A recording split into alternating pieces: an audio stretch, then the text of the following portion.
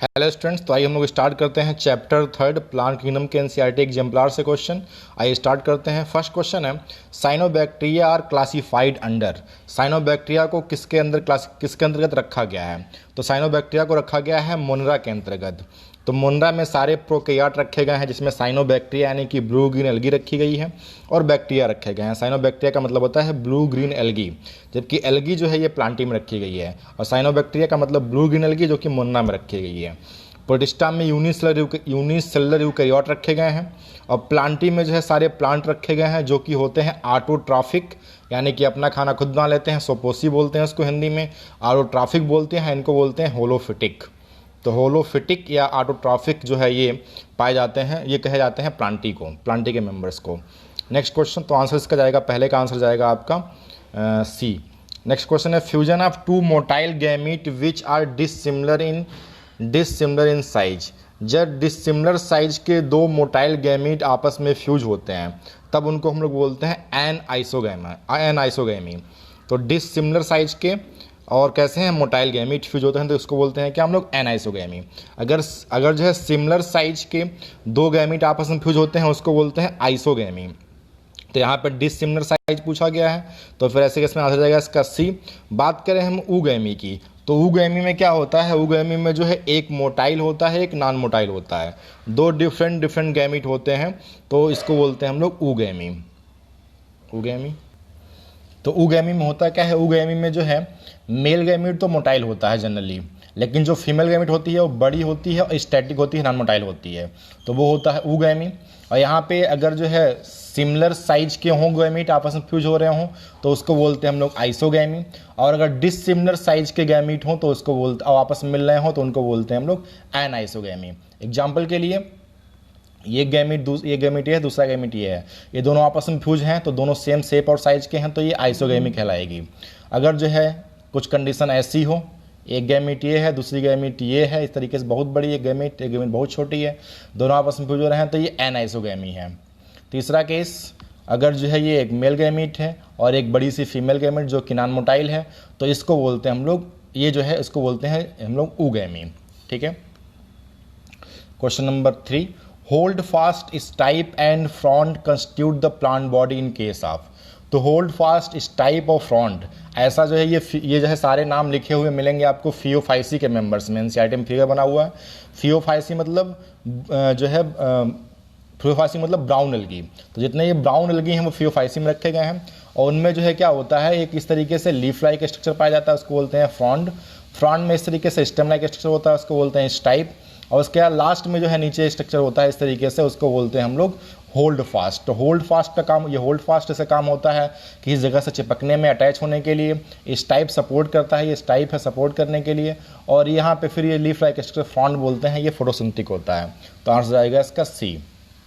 Question number 4, a plant show thallus level of organization, it show rhizoids and is haploid, it need to water to complete its life cycle because the male gamete are motile, identify the group to which it belong।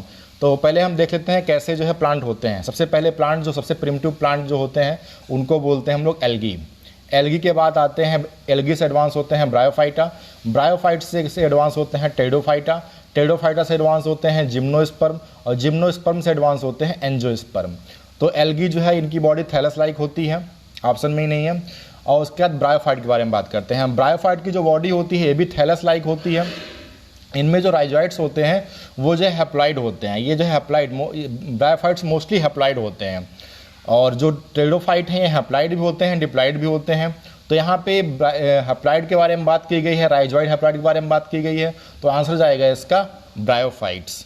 तो answer इसका हो गया आपका bryophytes. Monocot तो angiosperm का ही एक part है, gymnosperm जो है काफ़ी एडवांस हैं, और टेरिडोफाइट्स भी एडवांस है जहाँ पे एन और 2n हैप्लॉइड डिप्लॉइड दोनों कंडीशन पाई जाती है। तो हम लोगों का आंसर जाएगा इसमें क्या, ब्रायोफाइट्स, यानी डी आंसर जाएगा। क्वेश्चन नंबर 5, ये प्रोथैलस जो है फर्न यानी कि टेरिडोफाइट्स के मेंबर में प्रोथैलस पाई जाती है।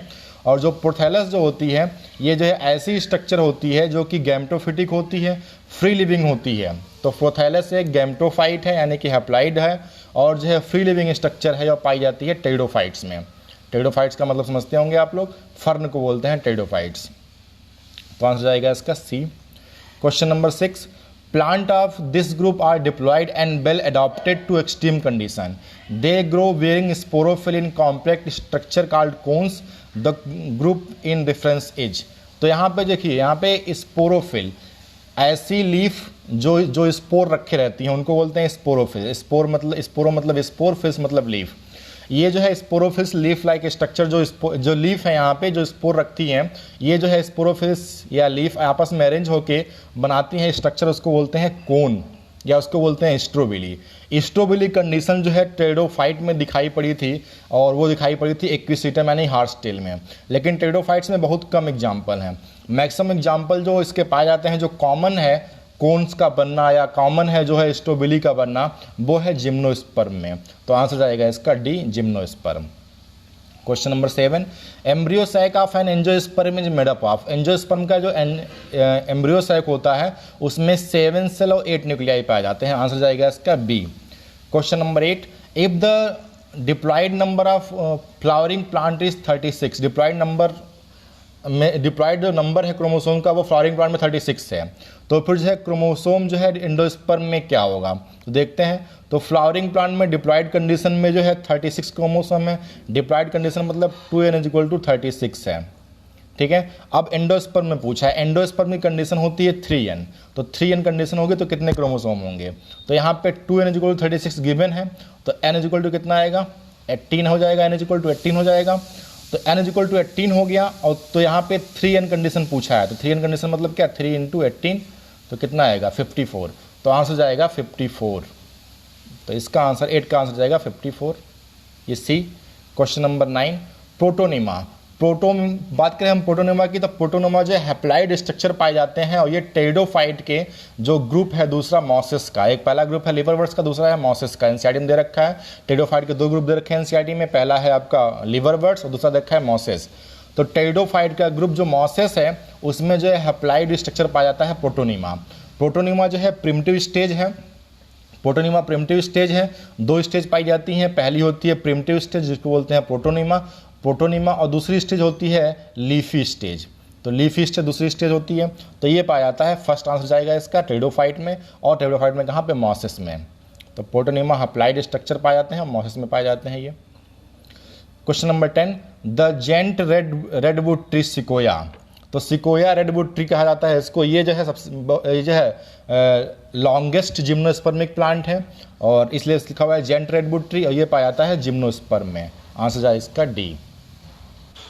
इसमें थोड़ा सा और जान लीजिए, प्रोटोनिमा जो स्टेज पाई जाती है, प्रोटोनिमा स्टेज जो है जुवेनाइल स्टेज कही जाती है, और लीफी स्टेज जो है एडवांस स्टेज कही जाती है।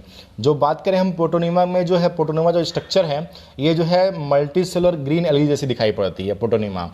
तो क्वेश्चन नंबर 10 तक हो गया। थैंक यू, इतने ही क्वेश्चन थे इसमें।